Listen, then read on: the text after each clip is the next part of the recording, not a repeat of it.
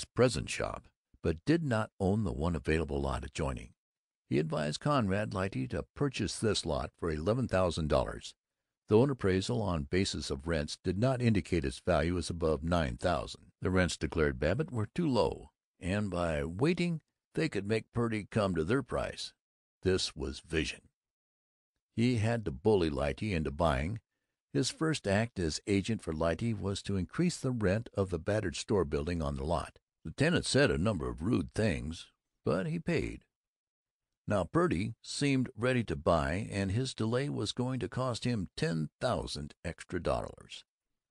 The reward paid by the community to Mr. Conrad Lyte for the virtue of employing a broker who had vision, and who understood talking points, strategic values, key situations, under appraisals, and the psychology of salesmanship. Lyte came to the conference exultantly. He was fond of Babbitt this morning and called him Old Hoss. Purdy the grocer, a long-nosed man and solemn, seemed to care less for Babbitt and for vision, but Babbitt met him at the street door of the office and guided him toward the private room with the affectionate little cries of, "This way, Brother Purdy." He took from the correspondence file the entire box of cigars and forced them on his guests. He pushed their chairs 2 inches forward and 3 inches back, which gave a hospitable note, then leaned back on his desk chair and looked plump and jolly. But he spoke to the weakling grocer with firmness. "Well, Brother Purdy, we've been having some pretty tempting offers from butchers and a slew of other folks for that lot next to your store. But I persuaded Brother Lyte that we ought to give you a shot at the property first. I said to Lyte, it'd be a rotten shame.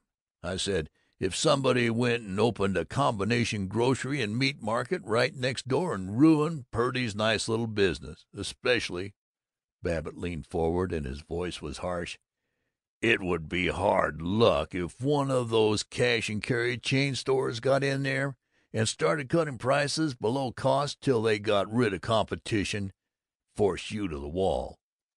Purdy snatched his thin hands from his pockets, pulled up his trousers, thrust his hands back into his pockets, tilted in the heavy oak chair, and tried to look amused as he struggled. "Yes, sir, bad competition, but I guess you don't realize the pulling power that personality has in a neighborhood business." The great Babbitt smiled. "That's so. Just as you feel, old man. We thought we'd give you first chance. All right, then." "Now look here," Purdy wailed. "I know for a fact that a piece of property about same size right near sold for less than $8,500 2 years ago, and here you fellows are asking me $24,000.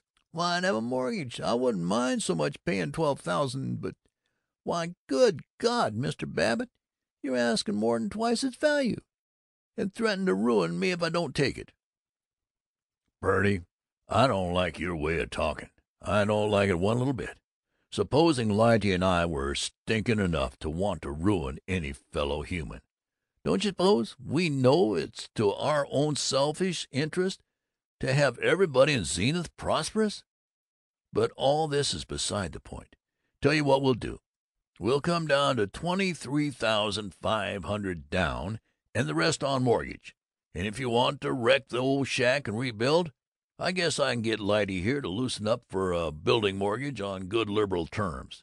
Heavens, man, we'd be glad to oblige you. We don't like those foreign grocery trusts any better than you do.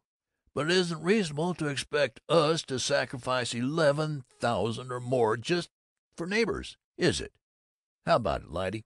You willing to come down?" By warmly taking Purdy's part, Babbitt persuaded the benevolent Mr. Lyte to reduce his price to $21,000.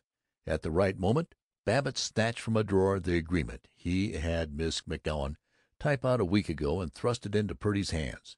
He genially shook his fountain pen to make certain that it was flowing, handed it to Purdy, and approvingly watched him sign. The work of the world was being done. Lyte had made something over $9,000. Babbitt had made a $450 commission. Purdy had, by the sensitive mechanism of modern finance, been provided with a business building, and soon the happy inhabitants of Linden would have meat lavished upon them at prices only a little higher than those downtown. It had been a manly battle, but after it Babbitt drooped. This was the only really amusing contest he had been planning. There was nothing ahead save details of leases, appraisals, and mortgages. He muttered, "Makes me sick to think of Lyte carrying off most of the profit when I did all the work. The old skinflint! And what else have I got to do today? Like to take a good long vacation, motor trip or something." He sprang up, rekindled by the thought of lunching with Paul Riesling. Chapter 4